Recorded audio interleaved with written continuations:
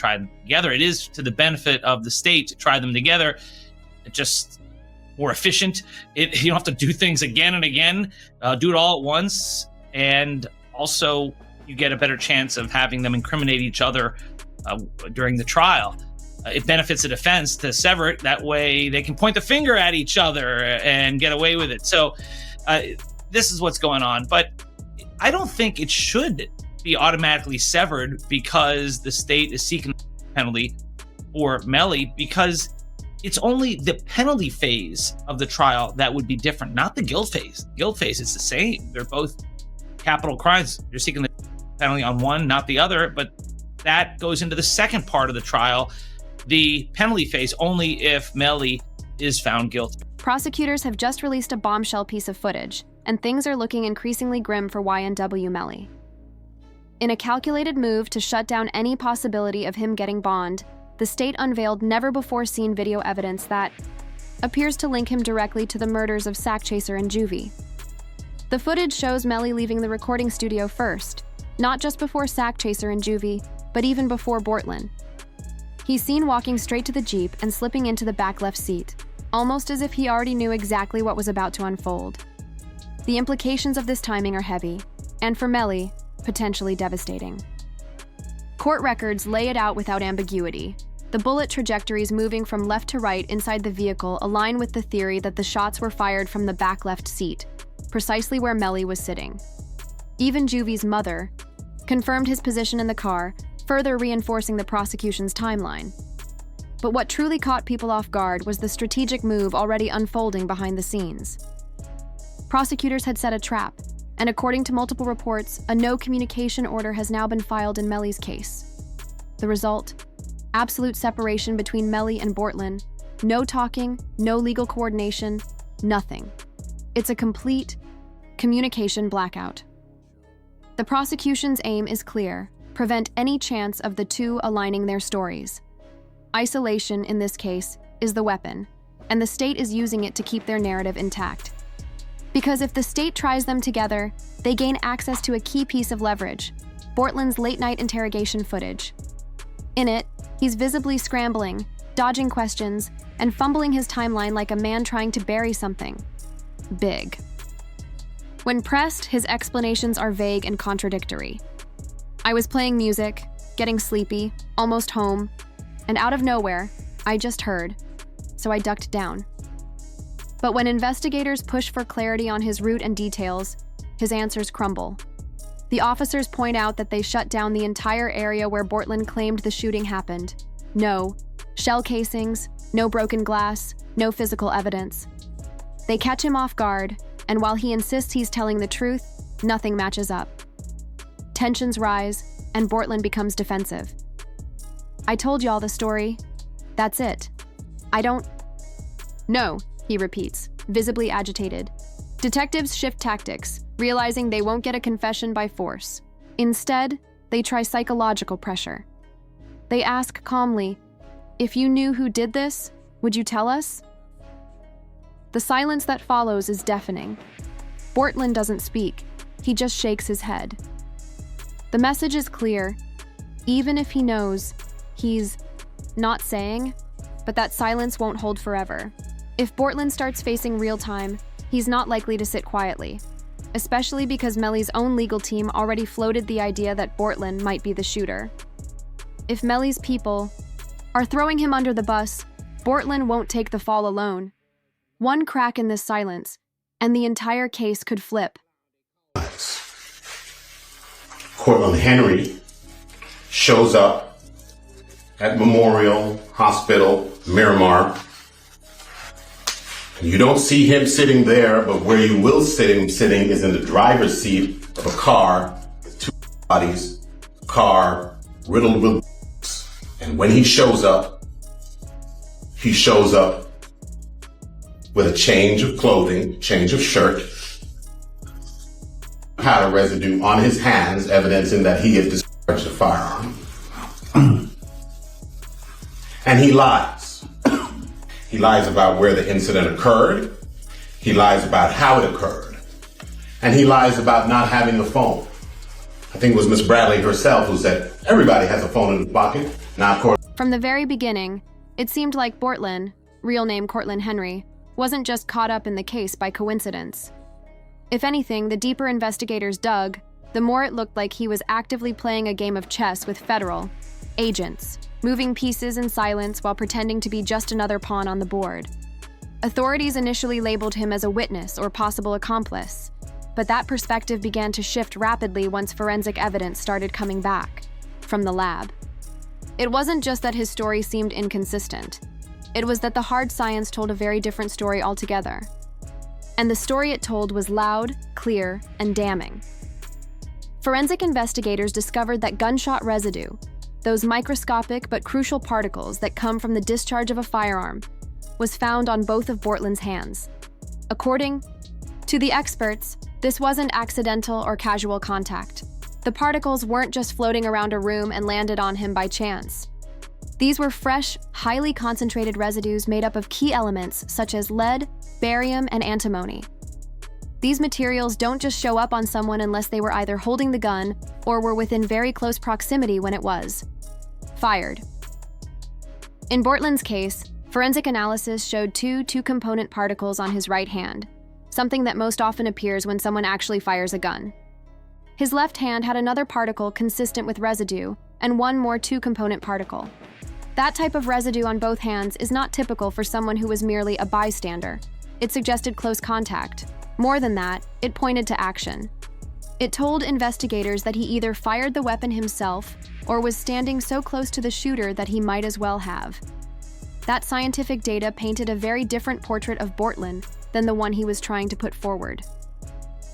While public perception initially painted him as Melly's right-hand man, who was perhaps caught in a bad situation, the evidence started to suggest he may have had a much more active and dangerous role in what happened that night. Suddenly, this wasn't just about who was in the car, it became about who pulled the trigger. Tensions between Bortlin and Melly's legal teams, which had been quietly simmering for months, began to boil over after Melly's first trial ended in a mistrial. The legal pressure, the social media speculation, the weight of being under the microscope, it all seemed to reach a tipping point. And Bortlin finally broke his silence in a way that sent a shockwave through the fan base and the ADOM hip-hop world. He posted a cryptic tweet that read, "Mind games don't work on people like me," and added a handshake emoji. It wasn't a full confession, but it was a loaded message. To some, it felt like a warning. To others, it was a signal. Either way, it became clear that Bortlin was done playing nice, done taking the fall, done pretending, and then came a twist no one saw coming. Mariah Hamilton, Melly's ex-girlfriend, who had vanished from the spotlight just before she was supposed to testify in the original trial, suddenly resurfaced. She was intercepted at Miami International Airport by U.S. Border Patrol and taken into custody at Broward County Jail. It marked her first arrest. What made her situation even more explosive was the fact that she had been formally subpoenaed to testify in the first trial and failed to appear, sparking countless rumors. Some said she had fled the country intentionally. Others believed she had gone into hiding out of fear or coercion. Her reappearance confirmed one thing: she was back in the mix, and her silence was no longer an option. The stakes around her testimony are sky high. Prosecutors believe she holds critical information about the night of the murders. Reports say she and Melly were on a call the very night YNW Juvy and YNW Sakchaser were killed. That alone could turn the tide in favor of the prosecution, depending on what she shares on the stand. If she corroborates the theory that the murders were premeditated, or if she reveals what Melly's mindset was like during that time, it could provide jurors with key context that was missing in the first trial. Shortly after her release, Mariah took to Facebook to thank her support system, writing, "God's plan, not mine." At face value, it sounded like a vague spiritual reflection. But law enforcement didn't stop there. Authorities dug deeper, accessing her iCloud account and retrieving messages and stored files that painted a darker picture. What they found suggested that Melly may have actively tried to influence her silence, urging her to avoid testifying. That revelation opened a new can of worms entirely. What started as a murder case has now expanded into a full-blown criminal web. Melly and 2 others were hit with 6 new charges, including tampering with a witness, criminal solicitation, unlawful use of jail communications, and directing gang activity. These aren't light offenses. In Florida, tampering with a witness alone can lead to a life sentence. And that's not even considering the additional weight the charges add to the perception of guilt. These developments could convince a jury that Melly isn't just accused of murder. He may also be trying to obstruct justice, silence witnesses, and manipulate the entire legal process from behind bars. Meanwhile, life for Melly inside Broward County Jail has grown increasingly bleak. For almost a year, he's been cut off from the outside world. No phone calls, no visits, not even mail. His mother, in an emotional interview, said that even convicted felons are allowed to call their families and write letters, but not her son. She believes her son is being treated unfairly and claimed that jail officials are going out of their way to isolate him. She fears the conditions are not only damaging his mental health, but also violating his rights. In her words, Melly has told her directly that he fears for his life in there. The reason for such extreme isolation? Authorities believe Melly used the jail's communication system to interfere with witnesses during the first trial. Whether that's true or not, the restrictions remain in full force. His legal team is fighting back hard, calling the treatment inhumane and demanding a review. Still, Melly has one last potential shot at freedom, at least temporarily.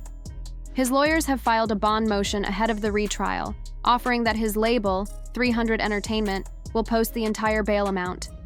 If granted, Melly would be placed on house arrest, fitted with an ankle monitor, and supervised 24/7 by private security.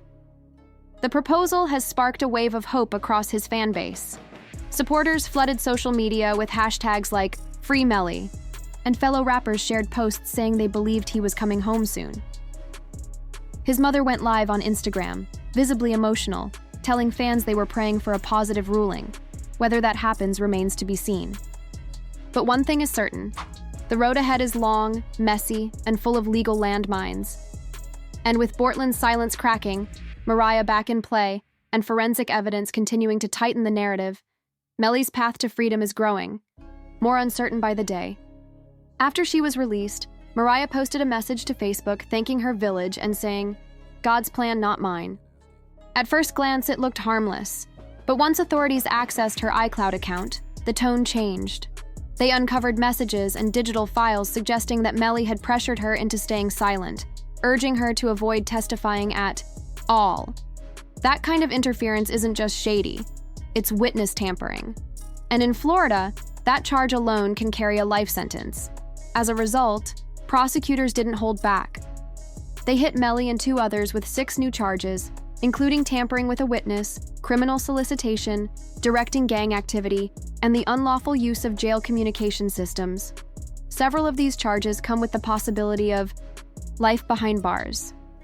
Meanwhile, life inside jail for Melly has taken a serious toll. For nearly a year, he's been completely cut off. No phone calls, no visits, not even letters.